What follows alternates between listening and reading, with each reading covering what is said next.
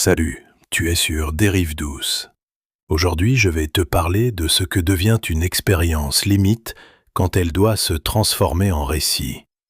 On va explorer ce qui se perd dans cette transformation, ce que la société attend de celui qui a traversé le pire, et ce que ces témoignages nous forcent, malgré nous, à regarder en nous-mêmes.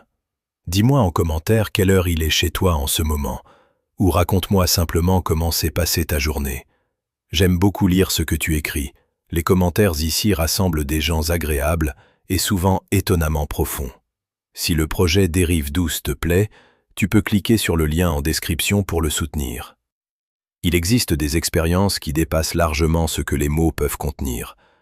Certaines personnes ont traversé des situations d'une violence telle que le simple fait d'en parler devient un problème philosophique à part entière, pas seulement un problème d'émotion ou de mémoire.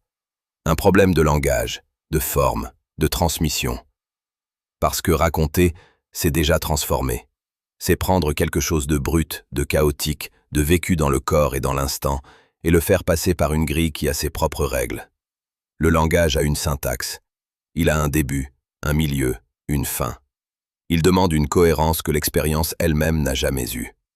Ce qui m'intéresse ici, ce n'est pas de raconter des vies précises ou de reconstituer des parcours individuels. C'est de suivre la trajectoire du récit de l'extrême, depuis le silence intérieur d'une personne jusqu'au moment où ce récit devient collectif, où il circule, où il se retrouve dans les journaux, les livres, les mémoires officielles. Cette trajectoire pose une question qui va nous accompagner tout au long de cet épisode. Peut-on vraiment transmettre ce qu'on a vu? Ou est-ce qu'on ne transmet, au mieux, que la trace d'avoir vu? La différence entre les deux n'est pas mince. Elle touche à ce qu'on peut réellement partager d'une expérience humaine et à ce qui, en elle, restera toujours fermé à celui qui écoute. On pense souvent que témoigner, c'est un acte simple. Quelqu'un a vécu quelque chose, il en parle, on l'écoute, et une forme de compréhension s'installe. Mais les personnes qui ont traversé des événements extrêmes disent souvent l'inverse. Elles décrivent un écart, parfois vertigineux, entre ce qu'elles ont vécu et ce qu'elles arrivent à formuler. Un écart qui ne se referme jamais complètement.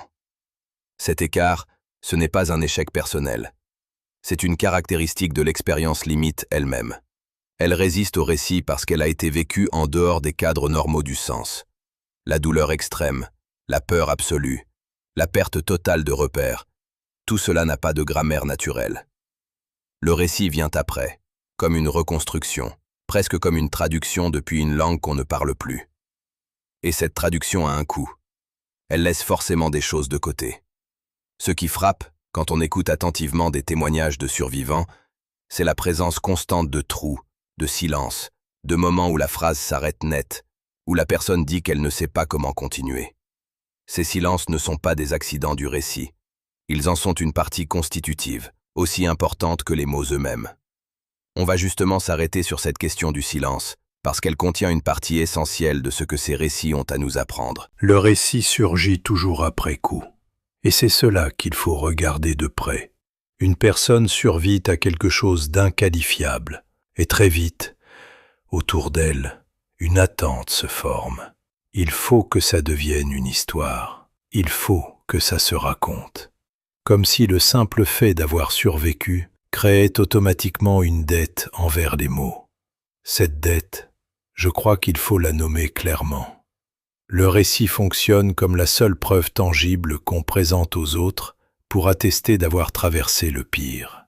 Personne n'a vu ce que la personne a vu. Personne n'était là, dans son corps, dans sa peur, dans sa nuit. Alors le récit devient la monnaie d'échange entre une expérience privée et un monde qui exige des preuves pour croire.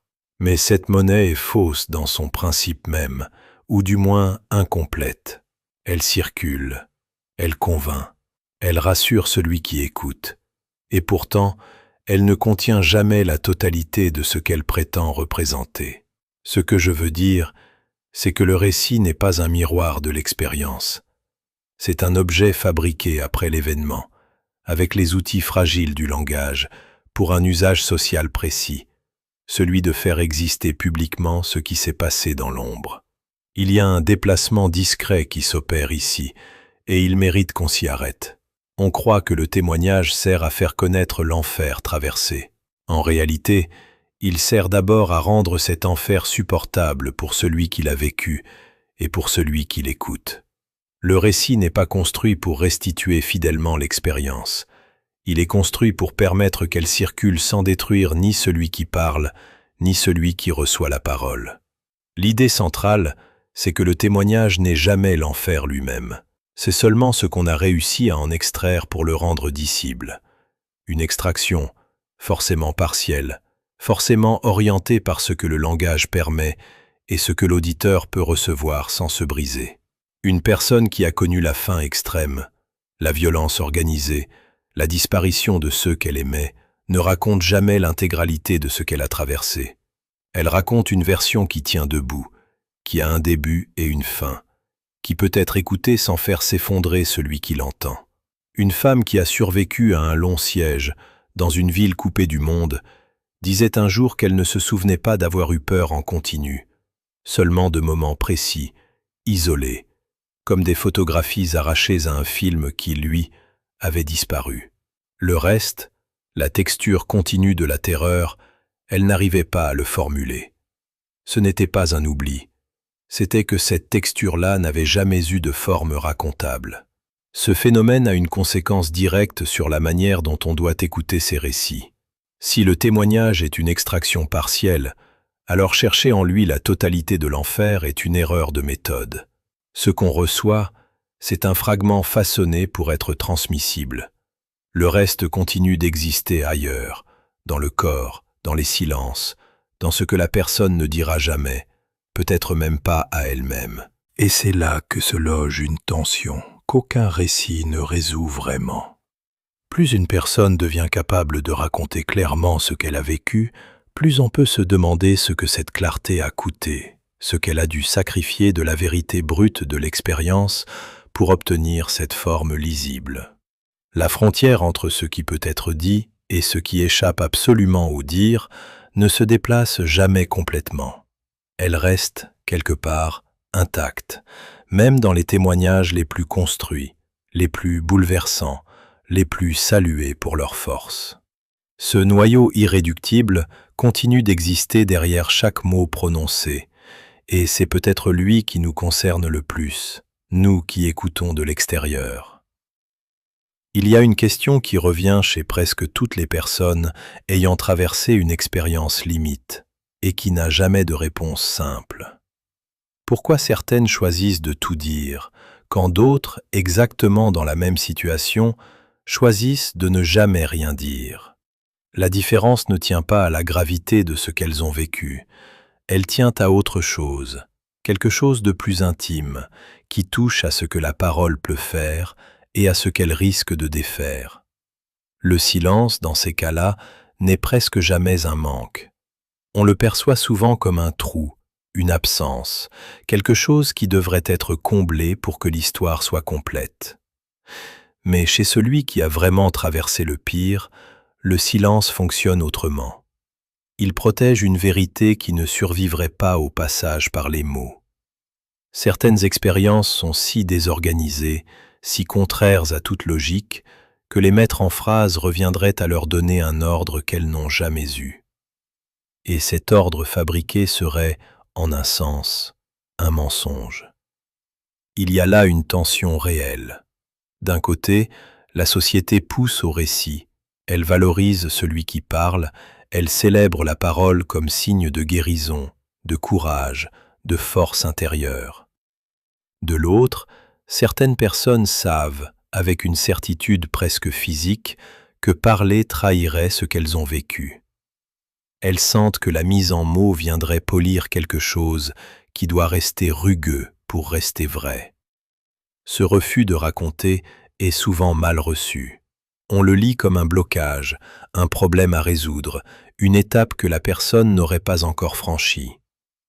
On lui propose d'en parler, encore et encore, comme si le silence était nécessairement une pathologie en attente de traitement. Mais penser cela, c'est déjà projeter sur l'autre une hiérarchie du dire, où parler serait toujours supérieur à se taire. Certains survivants de camps, interrogés des décennies plus tard, ont continué de refuser certains détails, non par pudeur excessive, mais parce qu'ils savaient que ces détails, une fois prononcés, deviendraient une histoire parmi d'autres histoires, rangées quelque part, digérées, presque neutralisées. Le silence gardait à ces détails leur poids intact. Le coût humain de cette position est réel, et il faut le regarder en face. Choisir le silence, c'est souvent choisir la solitude.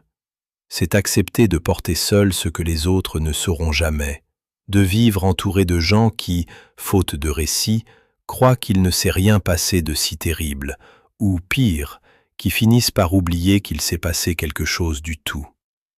Le silence protège l'expérience, mais il isole celui qui la porte.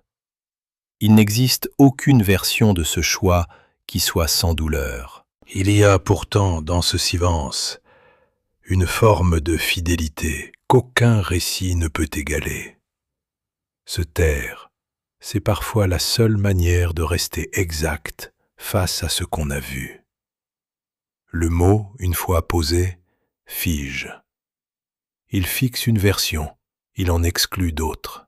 Il transforme un vécu multiple et contradictoire en une ligne unique, lisible, transmissible. Le silence, lui, garde tout ouvert. Il ne trahit rien parce qu'il ne choisit rien. Cette idée bouscule une croyance profondément ancrée, celle qui voudrait que guérir signifie nécessairement raconter, que la parole soit toujours réparatrice, que le témoignage soit la seule voie vers un apaisement réel. Certaines personnes trouvent un équilibre bien plus stable dans le silence que dans n'importe quel récit qu'on pourrait leur arracher. Leur discrétion n'est pas un échec de la mémoire, c'est une manière de rester en accord avec ce qu'elles ont traversé. Reste une question suspendue, qui ne trouve pas de résolution nette. Si le silence peut être plus honnête que le récit, alors qu'est-ce qu'on écoute vraiment quand une personne finit par parler? Un aveu venu de l'intérieur, ou une concession qu'elle a fini par faire, sous la pression de ceux qui, autour d'elle, avaient besoin d'entendre quelque chose pour se sentir moins seule face à ce qu'elle avait vécu? Cette question reste ouverte, et je crois qu'elle doit le rester, parce que toute réponse trop nette trahirait, elle aussi, quelque chose d'essentiel. Ce qui se passe dans la mémoire d'une personne après une expérience limite obéit à un mécanisme précis, et ce mécanisme mérite d'être regardé de près, parce qu'il explique une bonne partie de ce que les récits ne peuvent jamais restituer. Face à un danger extrême, le cerveau ne traite pas l'événement comme il traite une journée ordinaire. Il n'enregistre pas une suite continue d'instants reliés entre eux par une logique narrative. Il capte des fragments, des sensations isolées, des détails parfois insignifiants en apparence, une odeur, une texture, un bruit précis, et il les stocke à part, sans les relier au reste par un fil chronologique. Le corps garde la trace brute. Le langage, lui, arrive bien plus tard, et il doit reconstruire un ordre là où il n'y en avait pas.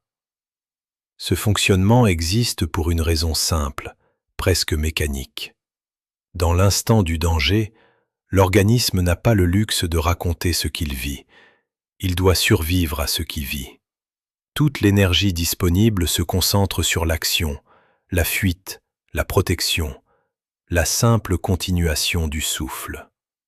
Construire une histoire cohérente en même temps demanderait des ressources que l'urgence ne permet pas.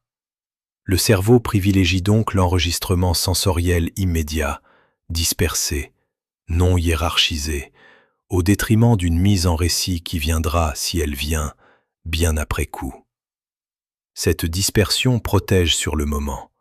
Elle permet de traverser l'instant sans être totalement submergé par sa signification. Le problème surgit précisément quand il faut transformer cette matière brute en quelque chose de transmissible.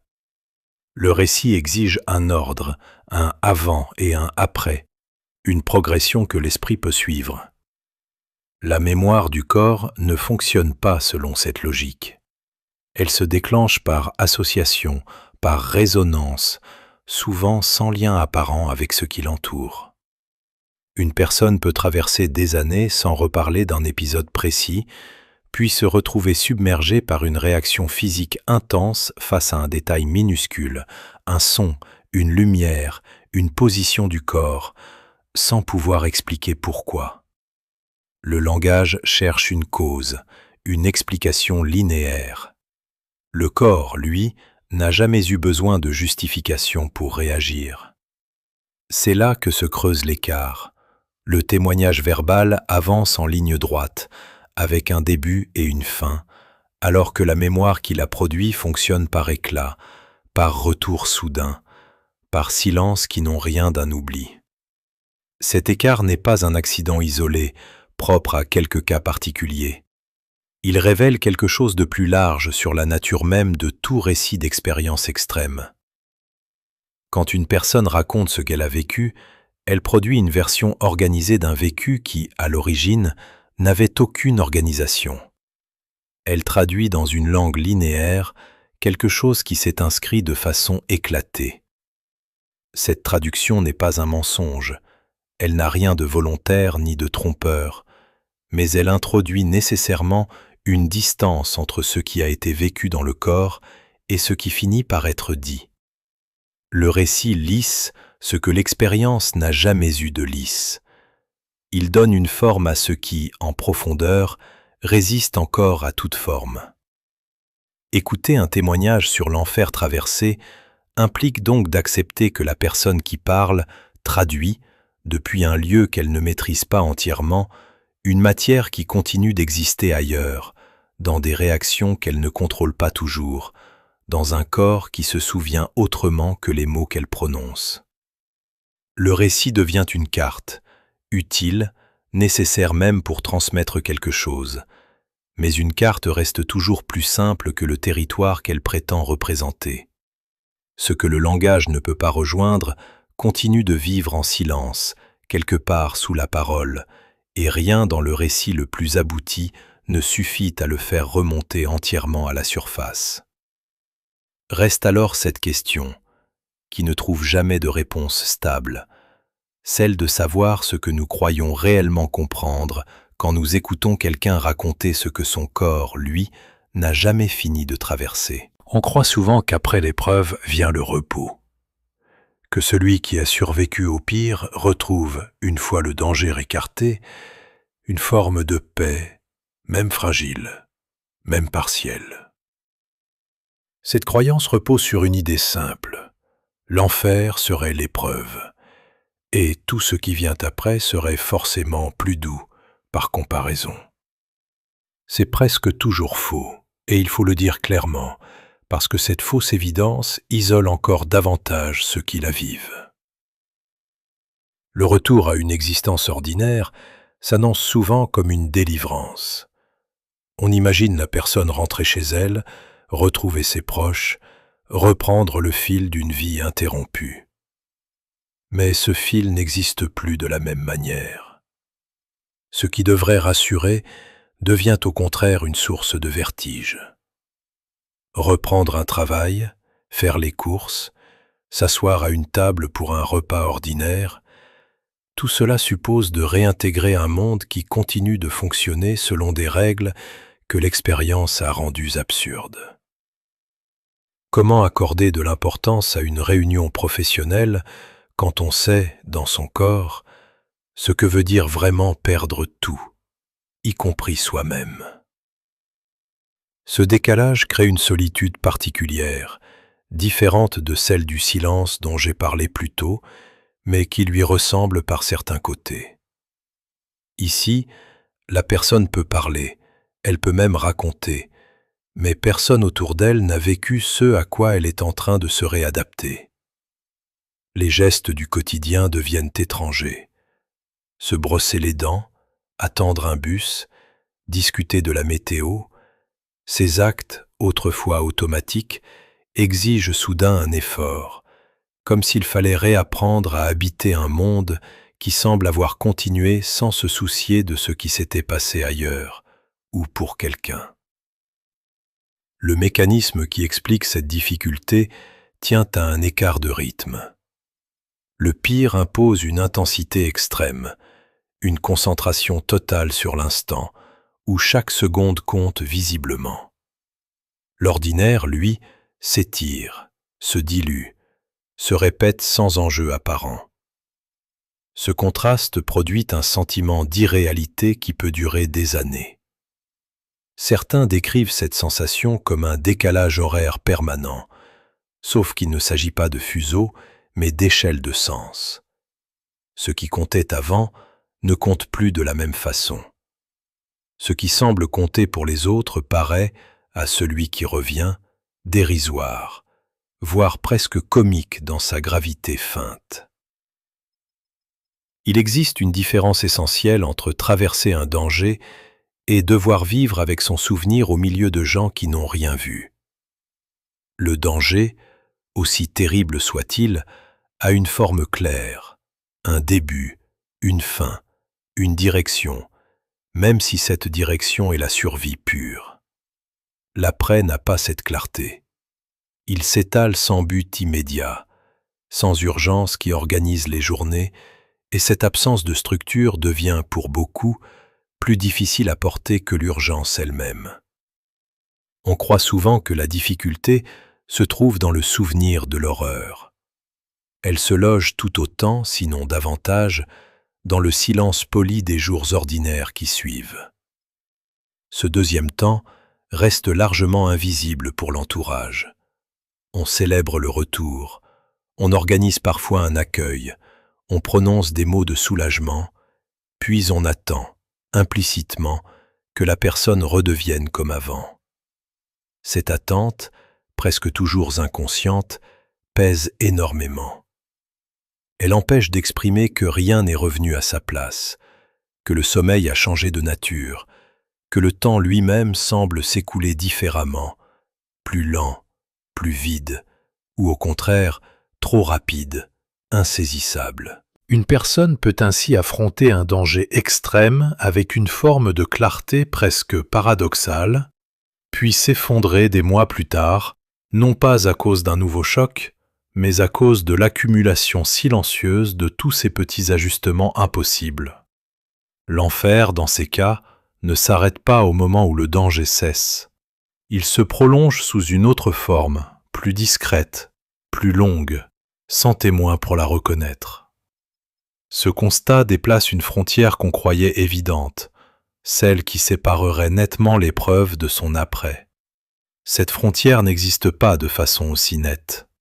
Elle laisse ouverte une question que peu de récits osent affronter jusqu'au bout, celle de savoir où s'arrête vraiment l'expérience du pire, et si elle s'arrête un jour complètement, ou si elle continue, sous une forme domestiquée, à l'intérieur même de ce qu'on appelle, un peu vite, le retour à la normale. Il existe un moment précis où le témoignage change de nature, sans que celui qui parle s'en rende compte. Ce moment survient quand il cesse de raconter pour lui-même et commence à raconter pour quelqu'un. Dès que quelqu'un écoute, une exigence invisible s'installe, une exigence que personne ne formule jamais à voix haute, mais que tout le monde ressent. Il faut que le récit se tienne. Il faut qu'il ait un sens qu'on puisse suivre, une tension qu'on puisse supporter, une fin qui permette de refermer la conversation sans rester suspendu dans l'horreur pure. Cette exigence façonne le témoignage bien avant que les mots ne sortent. Le paradoxe se loge exactement là, et il mérite d'être nommé sans détour. Plus un récit devient clair, plus il devient écoutable, plus il risque de trahir ce qu'il prétend transmettre. La clarté rassure celui qui écoute. Elle lui donne l'impression de comprendre, de mesurer, de pouvoir se représenter ce que l'autre a vécu. Mais cette clarté ne vient jamais de l'expérience elle-même.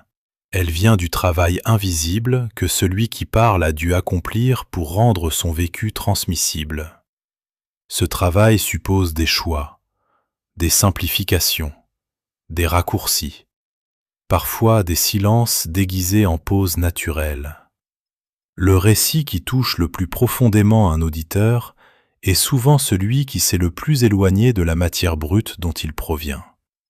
On pourrait croire qu'il suffit de résister à cette pression, de refuser d'édulcorer, de raconter tel quel, sans concession, ce qui s'est réellement passé. Certains essaient. Ils décrivent sans filtre, sans progression rassurante, sans morale de fin.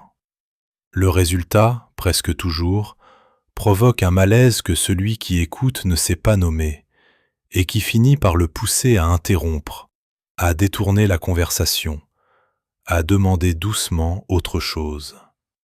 Personne ne dit explicitement qu'il ne veut pas entendre la vérité brute. On change de sujet, on propose un verre d'eau, on glisse une question qui ramène le récit vers un terrain plus stable. Cette réaction n'a rien de cruel, elle vient d'une incapacité humaine à absorber ce qui n'a pas de forme, mais elle enseigne très vite à celui qui raconte où se trouvent les limites de ce qu'on peut lui laisser dire. La résolution semble alors simple sur le papier. Il suffirait d'apprendre à écouter autrement, de tolérer l'informe, d'accepter des récits sans direction claire, sans apaisement final.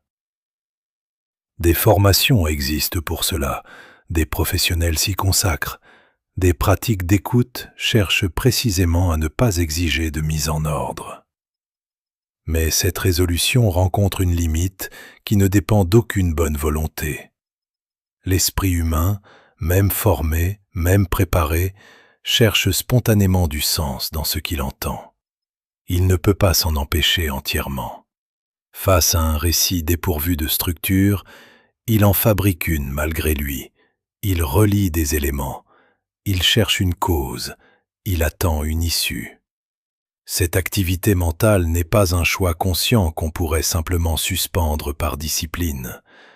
Elle appartient à la manière dont nous traitons le langage depuis l'enfance. C'est pour cette raison que la résolution du paradoxe reste toujours partielle, jamais complète. On peut réduire la pression à raconter proprement. On peut créer des espaces où le récit hésite, se répète, s'arrête sans conclure.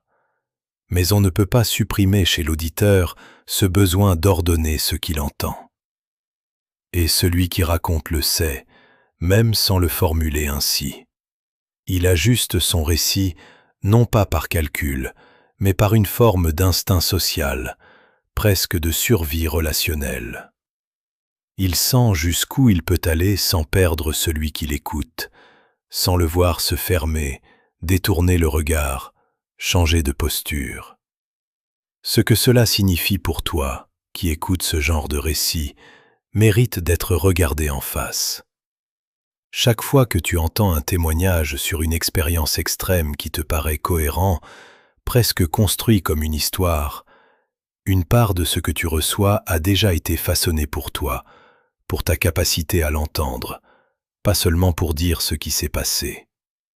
Cela ne rend pas ce récit faux. Cela signifie simplement que ce que tu reçois porte déjà la trace de ta propre présence, de ta propre limite à supporter l'informe. L'enfer que tu crois entrevoir à travers ces mots reste d'une certaine manière à la mesure de ce que tu peux en recevoir, et non à la mesure de ce qu'il a réellement été. Il y a deux façons très anciennes de penser la souffrance, et elles ne se sont jamais vraiment réconciliées. La première vient des grandes constructions religieuses et morales, celles qui organisent l'épreuve en degrés, en cercles, en échelons de gravité.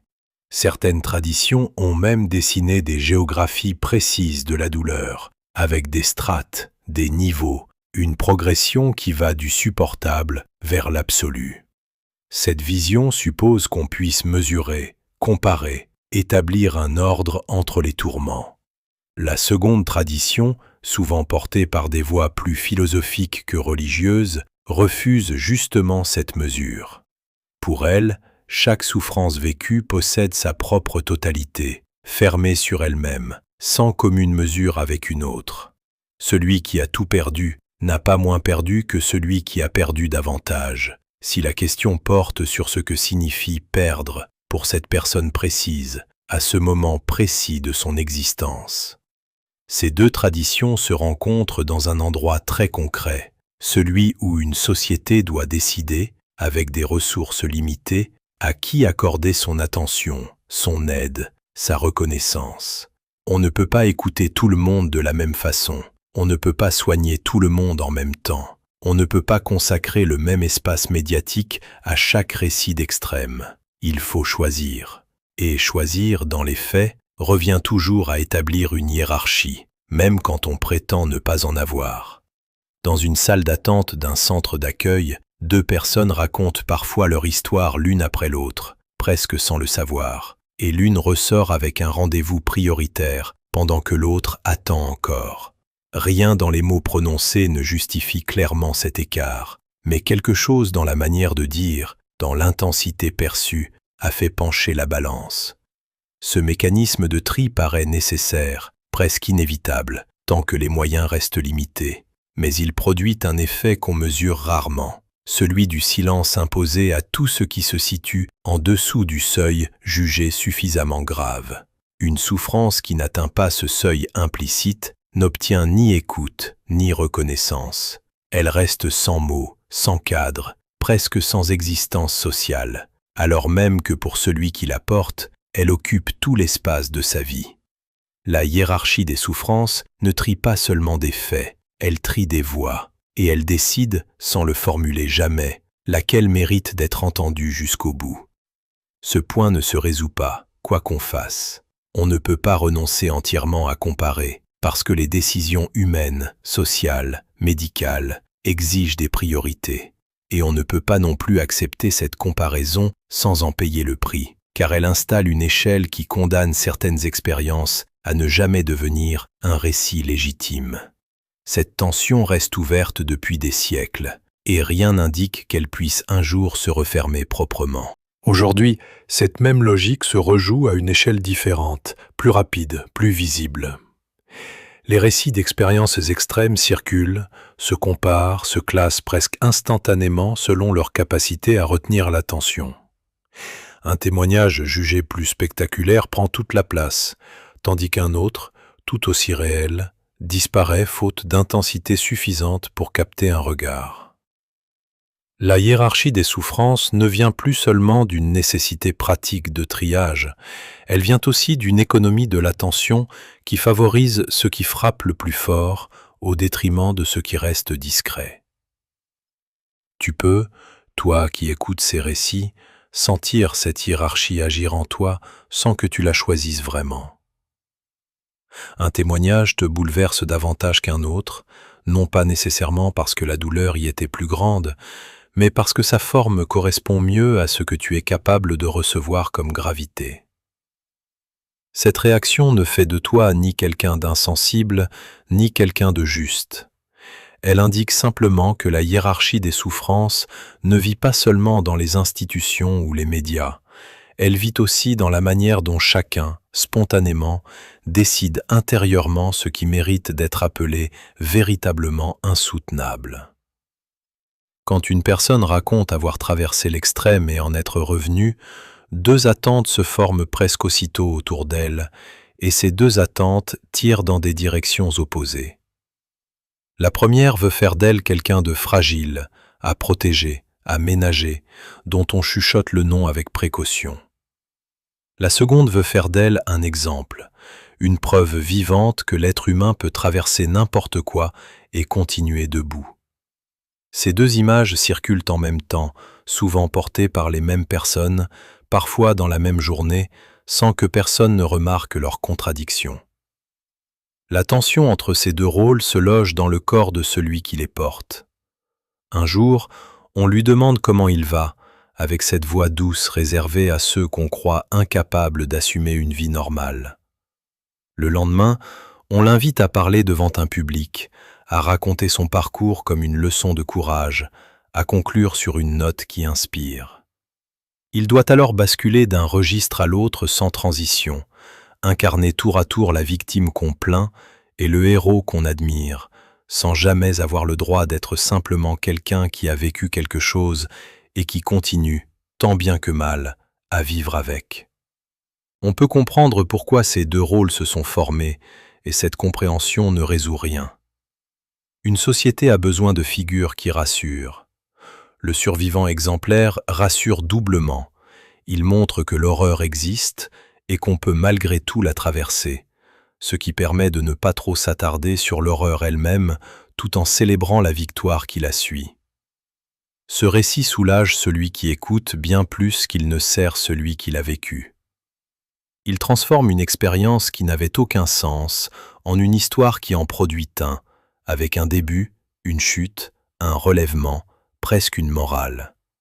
Cette forme plaît, elle circule facilement, elle se raconte dans les écoles, dans les cérémonies, dans les médias, parce qu'elle offre à chacun l'impression réconfortante que la souffrance sert finalement à quelque chose. Une femme ayant survécu à une catastrophe qu'on ne nommera pas ici a raconté, des années après, qu'elle recevait chaque année des demandes pour témoigner devant des lycéens, toujours avec la même consigne implicite, terminée sur un message d'espoir, même les années où elle n'en ressentait aucun. Le coût humain de cette attente reste largement invisible, parce qu'il ne se voit pas dans le récit lui-même, seulement dans ce qui l'empêche. Celui qui a survécu apprend vite qu'il n'a pas le droit de rester en colère trop longtemps, ni de dire que rien n'a de sens, ni de refuser d'inspirer qui que ce soit. Il apprend qu'exprimer un découragement profond, des années après les faits, dérange plus que le récit de l'horreur elle-même, parce que cela contredit l'histoire qu'on attendait de lui. Il finit parfois par jouer un personnage qui n'est plus tout à fait lui, un personnage fabriqué pour tenir le rôle qu'on lui a confié sans qu'il l'ait choisi. Ce travail de composition, répété année après année, use quelque chose de très intime, la possibilité même de raconter sa propre vie sans se conformer à une attente extérieure. Certains refusent ce rôle, et le prix de ce refus se paie autrement. Celui qui dit clairement qu'il ne s'en est jamais vraiment relevé, qu'il vit avec une plaie qui ne se referme pas, qu'il n'a rien à enseigner à personne, se voit souvent écarté des sollicitations, considéré comme un cas plus difficile, moins présentable. Il perd l'attention qu'on accordait au premier rôle, sans obtenir non plus la simple reconnaissance d'avoir vécu quelque chose d'insupportable. Il se retrouve entre deux images, sans appartenir vraiment à aucune, ce qui constitue peut-être la forme la plus silencieuse de cet isolement. Il n'existe pas de résolution complète à cette tension, parce qu'elle tient à un besoin social qui ne disparaîtra pas simplement parce qu'on l'a identifié. Ce qu'on peut faire modestement, c'est laisser à celui qui raconte le droit de ne correspondre à aucune des deux images, de ne pas être ni le fragile ni l'exemplaire, seulement quelqu'un qui a traversé l'enfer et qui continue, certains jours mieux que d'autres, sans avoir à en tirer une leçon pour personne. Ce droit-là, presque personne ne le lui accorde spontanément. Il faut souvent le prendre, seul, contre l'attente de tous ceux qui l'écoutent. Il y a un moment très précis où un témoignage cesse d'appartenir à celui qui l'a vécu. Ce moment ne se remarque presque jamais sur le coup. Une personne raconte ce qu'elle a traversé devant une commission, un journaliste, une association, et son récit part ensuite vivre sa vie ailleurs, dans des rapports, des campagnes, des dossiers de financement, sans qu'elle en garde le contrôle. Ce glissement suit un principe plus large, qui dépasse largement la seule question des expériences extrêmes. Toute institution a besoin de matière pour justifier son existence, ses actions, ses budgets. Un hôpital a besoin de cas cliniques, une administration a besoin de statistiques, une organisation humanitaire a besoin d'histoires qui touchent, qui font ouvrir les portefeuilles, qui convainquent un donateur ou un responsable politique. Le témoignage devient alors une ressource, au même titre qu'un chiffre ou qu'un budget. Et comme toute ressource, il se transforme pour s'adapter à l'usage qu'on veut en faire. Ce mécanisme n'a rien de secrètement malveillant, la plupart du temps. Les personnes qui recueillent ces récits croient sincèrement servir une cause juste. Elles pensent qu'en diffusant ce témoignage, elles aideront d'autres personnes dans la même situation. Elles feront avancer une loi. Elles obtiendront des moyens supplémentaires. Le problème ne vient pas d'une intention mauvaise, il vient de la forme même que prend cette utilisation. Un récit, pour servir une institution, doit devenir lisible en quelques minutes, tenir dans un rapport annuel, se résumer en une phrase choc pour une campagne de communication. Il doit avoir un début clair, un sommet de gravité identifiable, une issue qui permette de conclure sur l'action entreprise ensuite. Cette exigence de format pousse à couper certaines parties du récit original, lesquelles qui n'avancent pas dans une direction utile. Les hésitations, les contradictions internes, les moments où la personne dit ne plus savoir ce qu'elle a vécu exactement, tout cela disparaît généralement du document final. Ce qui reste ressemble au vécu, en garde certains détails, certains mots exacts parfois, mais la structure d'ensemble appartient désormais à l'institution qui l'a façonné, pas à celui qui l'a traversé. Testons ce principe à son point le plus tendu, là où il devient visible avec une force particulière. Certaines personnes ayant survécu à des situations extrêmes ont raconté avoir dû répéter leur témoignage plusieurs fois, devant plusieurs organismes différents, chacun exigeant une version légèrement différente, adaptée à ses propres besoins administratifs. Une même expérience devient alors plusieurs récits parallèles, chacun taillé pour un usage précis, un dossier médical, une demande de statut, une intervention publique. La personne qui a vécu l'événement se retrouve à gérer plusieurs versions officielles d'elle-même, sans qu'aucune ne corresponde exactement à ce qu'elle porte réellement en elle. Le principe qui voulait que le récit serve une cause juste se retourne alors contre celui qui l'a produit. Il l'oblige à se dédoubler, à apprendre par cœur des variantes de sa propre histoire, jusqu'à ne plus très bien savoir laquelle il reconnaît encore comme sienne. Là où ce principe se brise complètement, c'est quand le témoignage continue de circuler après que la personne a cessé de vouloir le partager. Une histoire racontée une fois, dans un contexte précis, pour une raison précise, peut ensuite être reprise, citée, réutilisée pendant des années, sans qu'on redemande jamais l'accord de celui qui l'a livrée. Elle devient un objet public, presque anonyme, détaché de la personne réelle qui continue, elle, à vivre avec ce qu'elle a traversé, souvent très loin des projecteurs qui ont exploité son récit. Ce constat ne condamne pas l'existence même des institutions qui recueillent ces témoignages, parce que certaines causes ont réellement besoin d'appui concret pour avancer. Mais il oblige à regarder en face ce que cette utilité fait subir à la matière première du récit. Toi qui entends aujourd'hui des histoires d'extrêmes, relayées par des associations, des médias, des institutions bien intentionnées, tu écoutes rarement le témoignage brut. Tu écoutes une version travaillée, choisie parmi d'autres possibles, retenue précisément parce qu'elle sert quelque chose au-delà de la personne qui l'a vécue. Ce qui a disparu dans cette transformation ne reviendra jamais, et personne ne pourra jamais te dire exactement ce que c'était. Pourquoi une société entière, confrontée à un témoignage qui décrit l'insoutenable, choisit-elle si souvent de ne pas l'entendre jusqu'au bout? La question paraît presque absurde posée ainsi, tant on imagine spontanément le contraire, des foules avides d'écouter, des salles pleines, une curiosité sincère pour ce qui a été traversé.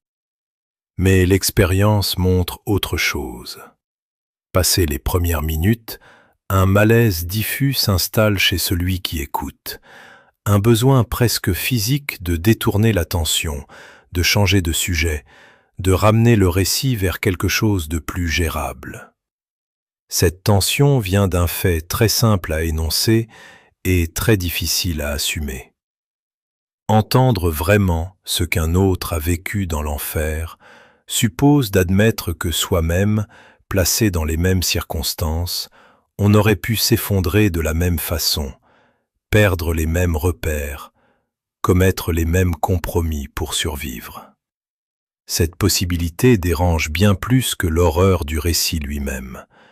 Elle touche à l'image qu'on se fait de sa propre solidité, de son propre courage, de la distance rassurante qu'on imaginait entre soi et ceux à qui cela arrive.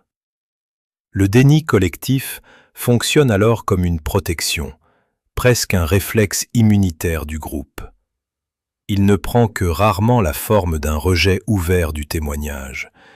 Il se manifeste plus souvent par une politesse distante, une écoute polie mais pressée de passer à autre chose, une reformulation qui édulcore les détails les plus insupportables. On dira que la personne a beaucoup souffert, sans jamais préciser exactement comment. On changera de sujet dès que le récit menace de devenir trop précis, trop concret, trop proche de ce qu'on pourrait un jour vivre soi-même. Une société entière peut ainsi savoir, en un sens très général, que certains ont traversé l'enfer, tout en refusant collectivement de savoir ce que cela signifie réellement dans le détail, dans la chair. Une survivante d'un camp de rétention a raconté qu'au retour, dans son propre quartier, les voisins la saluaient chaleureusement, tout en évitant soigneusement toute question sur ce qu'elle avait vécu là-bas, comme si demander précisément revenait à ouvrir une porte que personne ne voulait franchir avec elle. Le coup de ce déni retombe presque entièrement sur celui qui a vu l'enfer et qui doit continuer à vivre parmi ceux qui préfèrent ne pas savoir.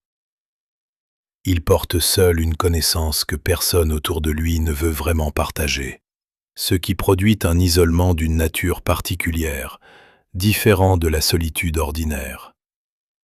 Ce n'est pas l'absence de gens autour de lui qui pèse, c'est la présence de gens qui l'entourent sans jamais accepter d'entendre ce qu'il porte.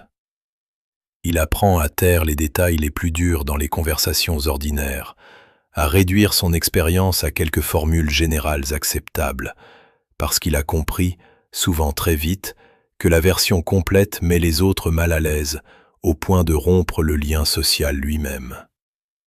Le témoignage se rétrécit alors, non pas parce que la mémoire s'efface, mais parce que l'espace pour le dire se referme peu à peu autour de lui. Ce mécanisme n'épargne aucune société, quelle que soit l'époque ou la nature de l'épreuve. On le retrouve après les guerres, après les catastrophes, après les violences les plus intimes, chaque fois qu'un groupe humain préfère métaboliser lentement l'horreur plutôt que de l'affronter d'un bloc. Le déni collectif n'est presque jamais organisé consciemment. Il émerge de milliers de petits gestes d'évitement, répétés par des individus qui n'ont pas conscience de participer à quelque chose de plus vaste. Chacun croit simplement ménager l'autre, ou se ménager soi-même, sans voir que cette accumulation de ménagement construit un mur collectif autour de ce qui a été vu. Il n'existe pas de sortie complète à cette dynamique, parce qu'elle répond à un besoin de protection qui touche à quelque chose de profondément humain, la peur de se reconnaître dans l'horreur d'un autre. Ce qu'on peut espérer, tout au plus, c'est que certains individus choisissent délibérément de résister à ce réflexe, qu'ils posent la question précise là où d'autres changent de sujet, qu'ils acceptent d'entendre jusqu'au bout ce que l'enfer a laissé chez quelqu'un. Ce choix reste rare, et il coûte cher à celui qui le fait, parce qu'il l'oblige à porter, ne serait-ce qu'un instant, une part de ce que le groupe entier préfère ignorer. Il existe une affirmation qu'on répète presque sans y penser, dès qu'il s'agit de ceux qui ont vu l'enfer. On dit que l'expérience transforme un être humain de fond en comble, que plus rien ne reste comme avant, que la personne qui en ressort n'a presque plus rien à voir avec celle qui y est entrée.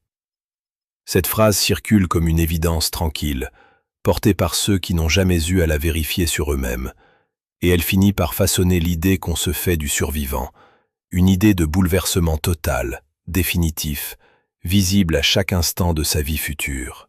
Un homme ayant survécu à un naufrage collectif a raconté que dans les mois suivants, il préparait son café exactement comme avant, discutait du temps qu'il ferait le week-end, plaisantait avec ses collègues sur des sujets sans importance, tandis que, seul le soir, il ne parvenait plus à s'endormir sans vérifier 3 fois que la porte d'entrée était bien fermée.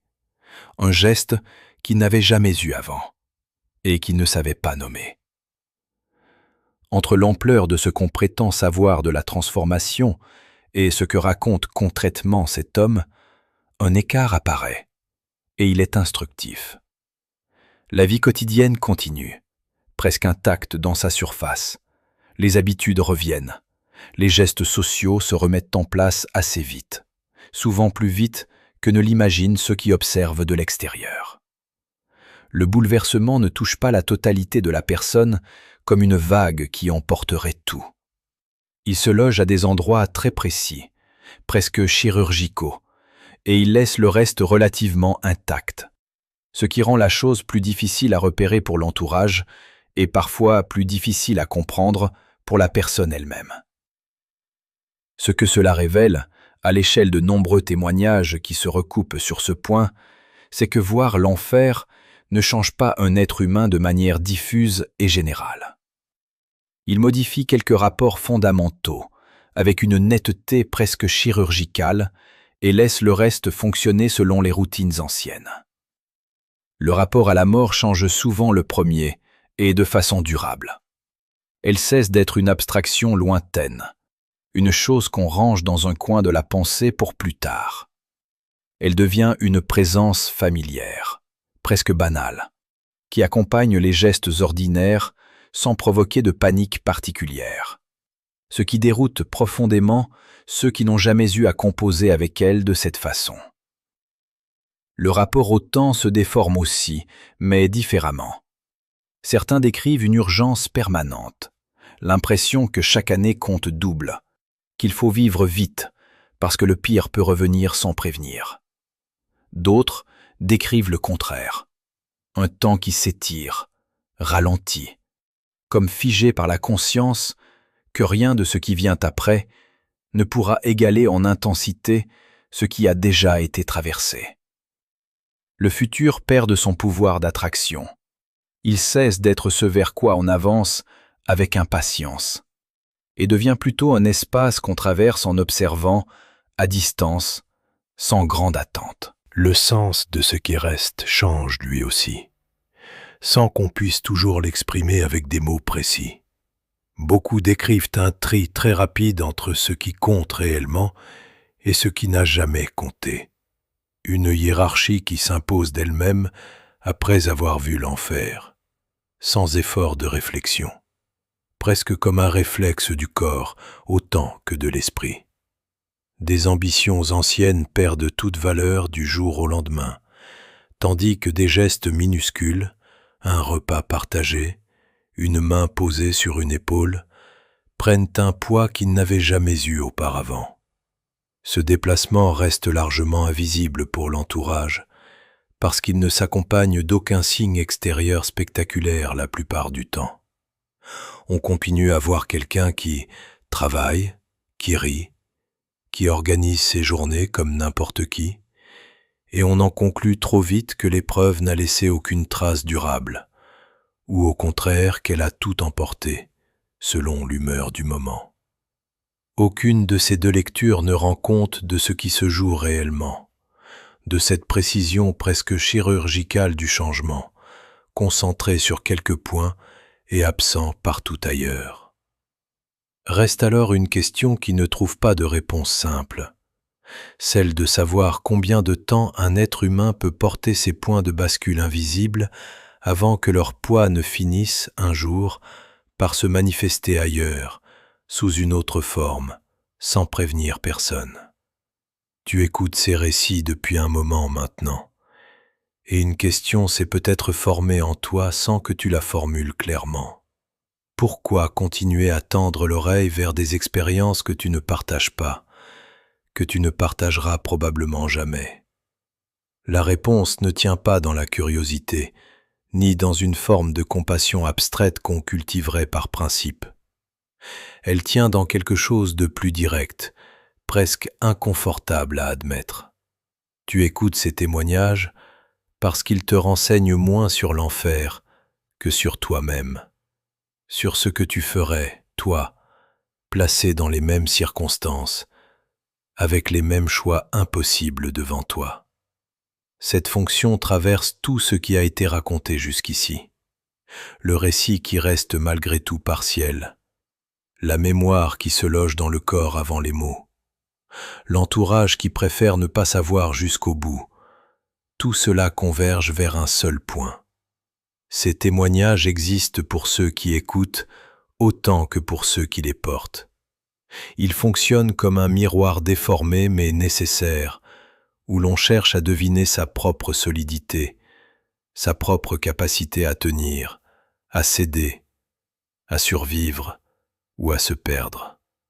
On demande implicitement à ces récits de nous dire quelque chose sur la limite humaine en général, sur ce dont un être ordinaire est capable quand tout s'effondre autour de lui. Mais cette fonction produit aussi une distorsion permanente. Ce que tu reçois n'est jamais l'enfer lui-même, seulement sa trace, filtrée par le langage, adoucie par la nécessité d'être entendu, resserrée par l'attente sociale d'un récit qui se tienne, qui commence quelque part et finisse quelque part.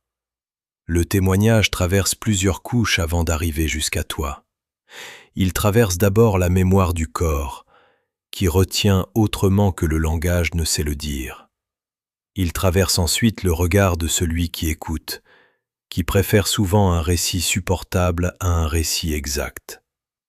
Il traverse enfin les institutions, les médias, les cadres sociaux qui récupèrent parfois cette parole pour des fins qui ne sont plus tout à fait celles de la personne qui a vu l'enfer. À chaque étape, quelque chose se perd, et quelque chose se rajoute aussi. Une forme, une cohérence que l'expérience vécue n'avait pas au moment où elle se produisait. Voilà pourquoi il faut écouter ces récits avec une prudence particulière, non pas pour douter de leur sincérité, mais pour se souvenir qu'ils ne sont jamais l'événement, seulement ce qu'on a réussi à en extraire pour le rendre transmissible. Ce que ces récits t'apprennent, malgré leurs failles, reste précieux. Ils t'apprennent que le silence peut être une fidélité plutôt qu'un manque. Ils t'apprennent que revenir à une vie ordinaire coûte parfois plus cher que l'épreuve elle-même, parce que personne ne prépare au retour, seulement au danger. Ils t'apprennent que comparer les souffrances fait taire celles qui n'ont pas trouvé les mots pour se dire, et que la clarté d'un récit trahit souvent la confusion réelle de ce qu'il décrit. Ils t'apprennent encore que voir l'enfer déplace quelques points précis dans un être humain, le rapport à la mort, au temps, à ce qui compte vraiment, en laissant le reste presque intact, ce qui rend la blessure invisible à ceux qui regardent de l'extérieur. Aucune de ces idées ne se referme sur une conclusion nette. C'est peut-être ce qui les rend justes. On ne sort pas de cet épisode avec une réponse à la question de savoir si l'on peut vraiment transmettre ce qu'on a vu, ou seulement la trace d'avoir vu. Les deux semblent vrais en même temps, et cette coexistence ne se résout pas. Ce qui reste, c'est peut-être une responsabilité modeste, celle d'écouter un peu plus loin que ce qui rassure, de poser la question précise là où d'autres changeraient de sujet, d'accepter que certains récits n'arriveront jamais jusqu'à toi sous forme de mots, et que leur silence mérite autant de respect que n'importe quelle parole. Tu ne comprendras jamais complètement ce que ces gens ont traversé, mais en les écoutant jusqu'au bout, tu apprends peut-être un peu sur ce que toi, tu portes déjà, sans le savoir, sans l'avoir jamais nommé. Bonne nuit.